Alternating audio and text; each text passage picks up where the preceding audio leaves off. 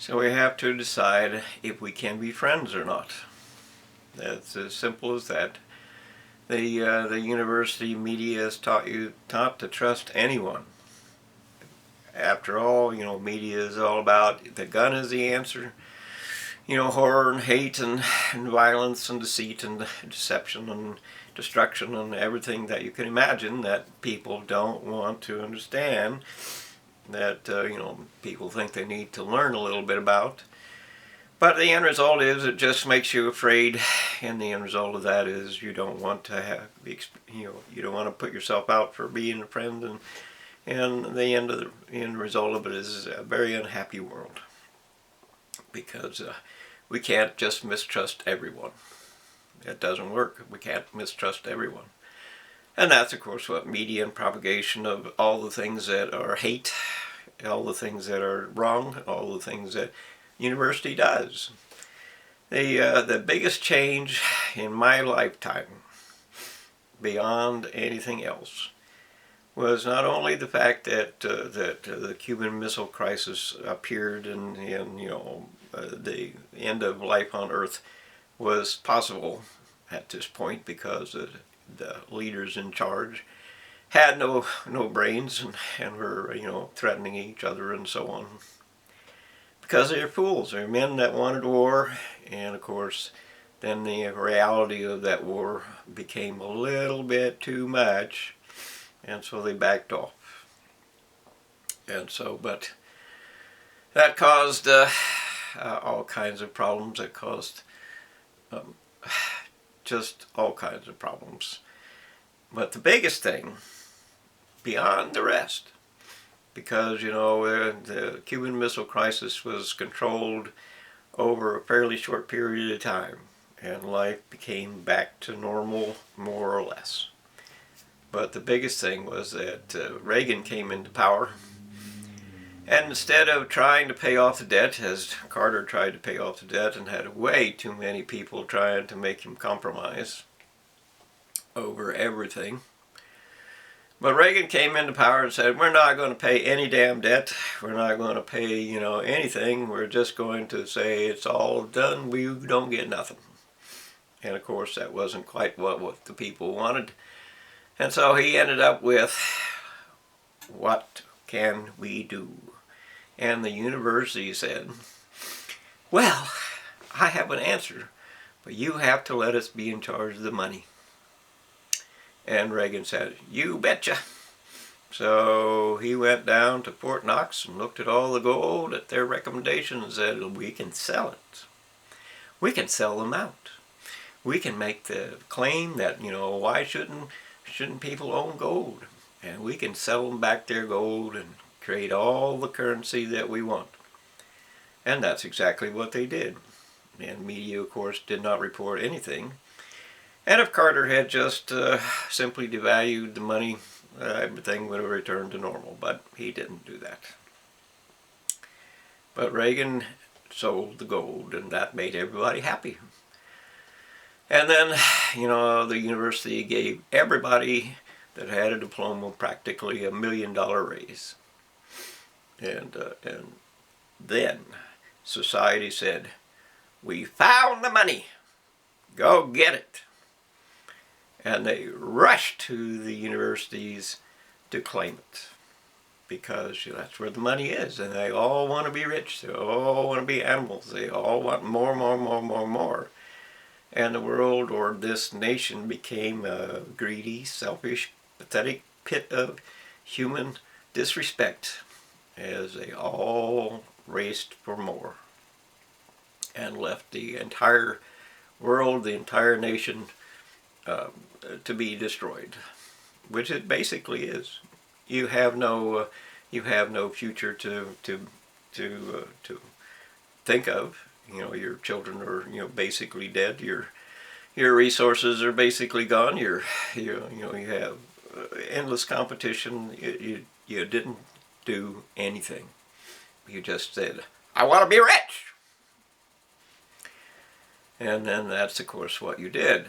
And the end result of that is every single person that was around was trying to be rich. And so if they take anything that they could from you, and the entire society was filled with the liars and the traitors and the thieves and the criminals of university educates for this purpose. And the world or the nation changed. So I never came back. I'm here talking to you today because after waiting as long as I could, there is not going to be a change without confronting them. You don't like reality.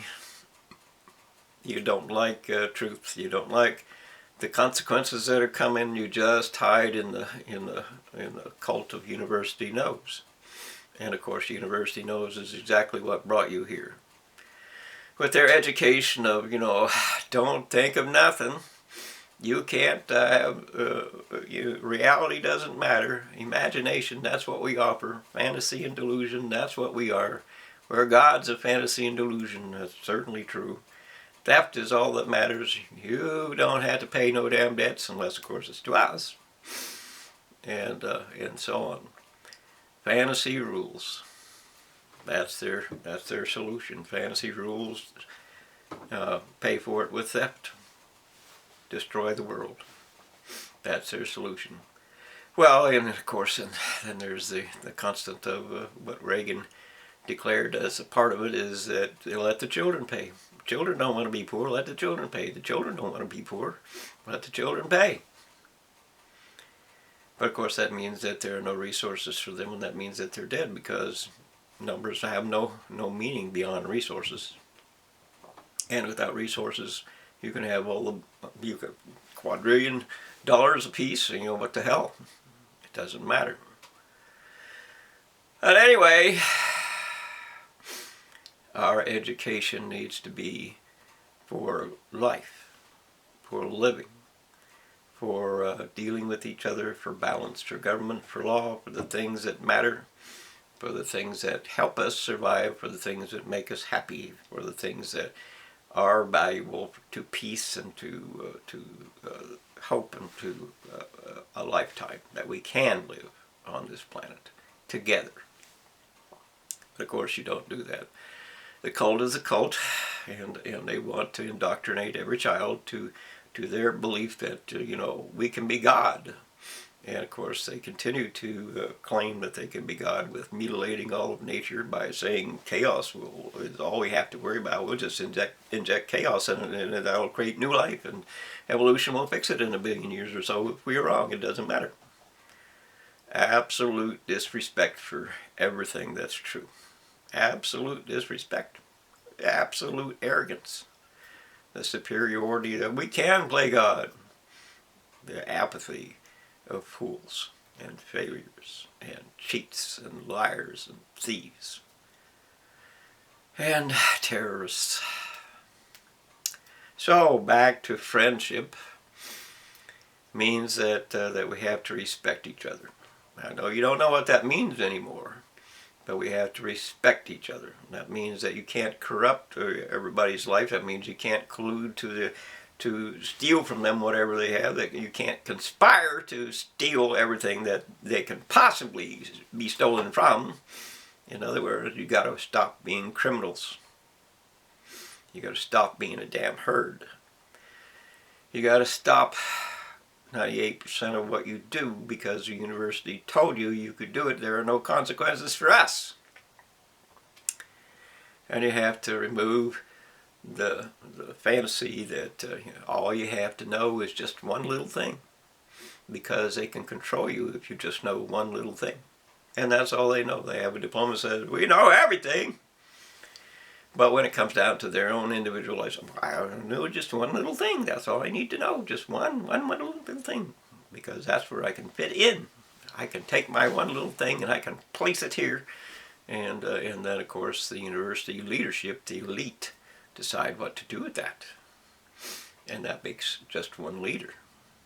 And that makes just one cult. And that makes just one sacrificial lamb out of us all. Because you don't know what you're doing. And you're giving away your world, you're giving away your life, you even gave away your face with COVID. And COVID was just a release of biological weapons against us. Because they wanted the money, they wanted the power, they wanted you to remove the limits and boundaries of what controlled them with genetic mutilation. Which is exactly what they got. Exactly what they got. Because they did not create any vaccine for you. It's just an illusion. You just roll back the clock any century you like, and there's always a swindler that's selling some kind of snake oil. Here, drink the water. It's a serum that'll cure you forever. And of course, it's just water. But anyway, back to friendship. And we turn back the clock to what does work for relationships. And the most important relationships in our planet, on our planet, are human life. The balance between male and female is what actually benefits life, and what actually creates new life, and what actually creates the hope and the peace and the happiness of this world, because nothing less can do it. We have to have balance in our life in order to appreciate life, in order to respect it, in order to find harmony and happiness and so on. And you can only do that with the balance that is male and female together. I don't care what you think. It's balance that makes the world go round. And balance is not compromise. Balance is understanding the truth of what is or is not real. And of course, you know, the consequence of a human delusion is that, oh yeah, just compromise. That's just compromise.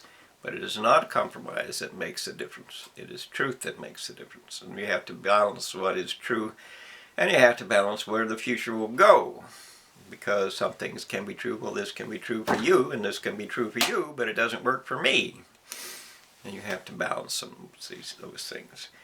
One of the things that women don't understand in particular is that men don't remember you for sex. They don't. Whether you like it or not, doesn't matter. You can buy a lot of time with sex, but time doesn't equate with happiness, and it doesn't equate with long-term relationships. It's not sex, it's not respect, and it's not any of that unless it is actually real. And of course, it's not real unless, or what is the most important to men is, you have to have the look to appeal to them. You have to have something to appeal to them. But the end result of it is they have to see in you that you fit in their life. You fit in their lives. And that means that I believe that you can work with me, live with me, and not tear down my world, not tear down me. That's the difference between a commitment and no commitment. If you believe it or not, women all come with the same basic parts, and sex is sex, unless you actually love each other. And you can't actually love each other until you actually know each other.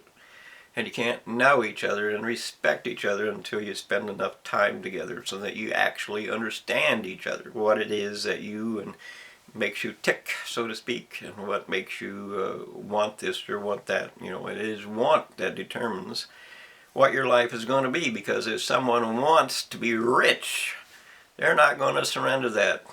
If someone wants to be lazy or whatever, you're not going to change that either. So it's actually disciplines and order and things like that make a life or a duty or respect or responsibility. If you have the discipline in you to know that I have to balance what I eat to be healthy. I have to physically work to be responsible for my own life. I have to do what life needs me to do. And of course, that's what men look for. That's what women look for as well, I assume anyway. They want safety and security and all that, and they want 10,000 things. And a lot of young women, they all have plans to be rich. or at least they did back when I was young. They all have plans to be extra special rich. They're going to be billionaires and so on. All I have to do is find the right man to make them billionaires. Well, that didn't work out so well. And they all wanted, to be a women's lib. I ain't gonna do nothing for men. I ain't gonna be like my mommy, or I ain't gonna be any of this. They have to take care of themselves. But of course, you expect men to take care of you. You just don't take care of them. And I'm sure there's 1,000 things that women should be telling men, but they're not listening because, they're just when people don't listen, people quit listening. People quit talking. If I believe I know what it is that you're going to say, I know what it is that you're going to do, then what does it matter? Answer is it doesn't. So we have to define ourselves.